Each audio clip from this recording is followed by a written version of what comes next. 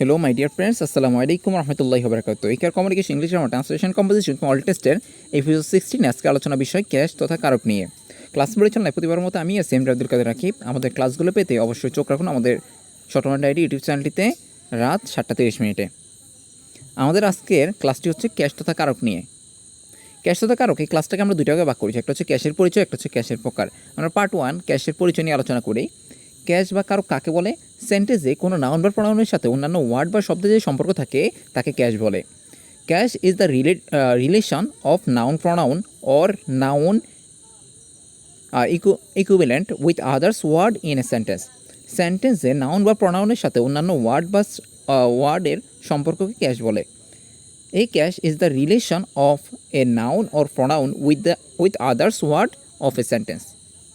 যেমন আমরা লক্ষ্য করি রাকিব রট এ নভেল, তারপর হচ্ছে উই প্লে ফুটবল, তারপর হচ্ছে মাই সিস্টার হ্যাজ ডান ইট। এরপরে আমরা পার্ট 2 আলোচনা করতে যাই ক্যাশের প্রকার নিয়ে। ক্যাশের প্রকার নিয়ে আলোচনা করতে যদি যাই, ক্যাশকে আমরা 4 ভাগে দেখতে পাই।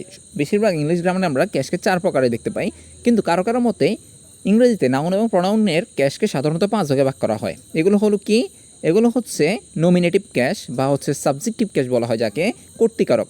এরপর অবজেক্টিভ ক্যাশ বা হচ্ছে অ্যাকুজেটিভ ক্যাশ, এটাকে কর্মকারক বলা হয়। তারপর হচ্ছে পসেসিভ ক্যাশ বা হচ্ছে জেনেটিভ ক্যাশ, এটাকে সম্বন্ধ পদ বলা হয়। তারপর হচ্ছে ভেকেটিভ ক্যাশ বা সম্বোধন পদ বলা হয়। তারপরে আরেকটা হচ্ছে কি ডেটিভ ক্যাশ, যেটা হচ্ছে সম্পাদন কারক ক্যাশ বলা হয়। আমরা লক্ষ্য করতে পারি যে ডেটিভ ক্যাশ, আমরা আগেই বলছিলাম যে ক্যাশ সাধারণত 4 প্রকার হয়ে থাকে, কিন্তু বর্তমানে ইংলিশ গ্রামারে আমরা 4 প্রকারে দেখতে পাই। ডেটিভ ক্যাশকে সাধারণত ধরা হয় অবজেক্টিভ বা অ্যাকুজেটিভ ক্যাশ হিসেবে ধরা হয়। এর জন্য ইংলিশ গ্রামারে আমরা 4টাই দেখতে পাই। এখানে অবজেক্টিভ এবং হচ্ছে ডেটিভ ক্যাশ দুটিকে একত্রে ধরা হয়। এরপরে আমরা আলোচনা করি নমিনেটিভ ক্যাশ, এটা কাকে বলে বা সাবজেক্টিভ ক্যাশটা কাকে বলে। সাবজেক্টিভ ক্যাশ কাকে বলে এই সম্পর্কে আমরা আলোচনা করতে যাই। সাবজেক্টিভ ক্যাশের বাংলা অর্থ হচ্ছে কর্তৃকারক। কর্তৃকারক কাকে বলে? যখন কোনো নাউন বা প্রোনাউনের কর্তা রূপে ব্যবহার হয় তখন তাকে নমিনেটিভ ক্যাশ বলে।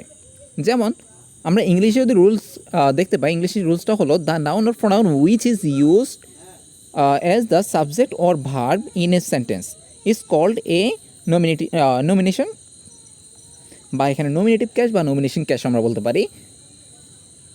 আমরা এখানে দুটোর মধ্যে আলাদা আলাদা লিখেছি, একটু লক্ষ্য করুন। একটা নমিনেশন লিখছি, একটা নমিনেটিভ লিখছি, দুটো দ্বারা কর্তৃকারক বোঝায়। এবার হচ্ছে কোনো সেন্টেন্সে অবস্থিত যে নাউন বা প্রোনাউন ভার্বের কাজ সম্পাদন করে, অর্থাৎ সেন্টেন্সের সাবজেক্ট হিসেবে ব্যবহৃত হয়, তাকে নমিনেটিভ ক্যাশ বলে। আমি আগেই বলেছিলাম নমিনেটিভ ক্যাশকে আবার আমরা সাবজেক্টিভ ক্যাশও বলতে পারি। যেমন আমরা এখানে উদাহরণ লক্ষ্য করি রাকিব ইটস রাইস, তারপর হচ্ছে দি হাউস রানস ফাস্ট, তারপর হচ্ছে দি হর্স রান ফাস্ট, তারপর হচ্ছে I read a story book. এরপর আমরা অবজেক্টিভ ক্যাশ বা কর্মকারক কাকে বলে এই সংজ্ঞাটা আমরা লক্ষ্য করি। যখন কোনো নাউন এবং প্রোনাউনের কর্মরূপে ব্যবহার করা হয় তখন তাই কি বলে? অবজেক্টিভ ক্যাশ বলে। যখন কোনো নাউন বা প্রোনাউন অথবা নাউন ইকুইভ্যালেন্ট, অর্থাৎ নাউন সমকক্ষ, অর্থাৎ কি নাউনের সমকক্ষ হয়, হ্যাঁ, ওয়ার্ড কোনো ভার্বের প্রিপোজিশন এর অবজেক্ট হয়, তখন নাউন বা প্রোনাউন অথবা নাউন ইকুইভ্যালেন্ট কে অবজেক্টিভ ক্যাশ বলে। অবজেক্টিভ ক্যাশকে আমরা পেতে হলে ক্রিয়াকে কাকে, অর্থাৎ হচ্ছে হোম WHOM এটা পাই, অথবা কি বা WHAT হোয়াট দ্বারা প্রশ্ন করা হয়।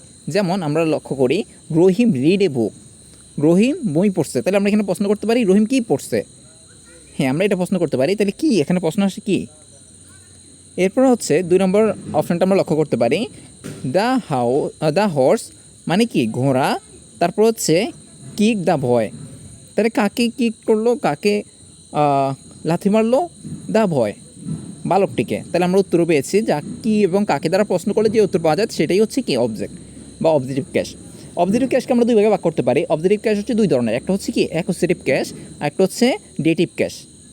অ্যাকুজেটিভ ক্যাশ কি? কোনো সেন্টেন্সে যদি বস্তুবাচক নাউন ভার্বের অবজেক্ট রূপে বসে তখন তাকে অ্যাকুজেটিভ ক্যাশ বলে। যেমন হি বোথ এ কার, তাহলে কার এখানে বস্তুবাচক নাউন হিসেবে ব্যবহৃত হয়েছে। তারপর ডেটিভ ক্যাশ, কোনো সেন্টেন্স বা কোনো বাক্যে যদি ব্যক্তিবাচক নাউন ভার্বের অবজেক্ট রূপে বসে তখন তাকে ডেটিভ ক্যাশ বলে। যেমন আই লাইক দি ম্যান, এখানে কি দ্য ম্যান এখানে ব্যক্তিবাচক হিসেবে ব্যবহৃত হয়েছে, এখানে কিন্তু বস্তুবাচক ব্যবহৃত হয়নি, এখানে ব্যক্তিবাচক হিসেবে ব্যবহৃত হয়েছে। এরপরে আমরা পসেসিভ ক্যাশ কাকে বলে?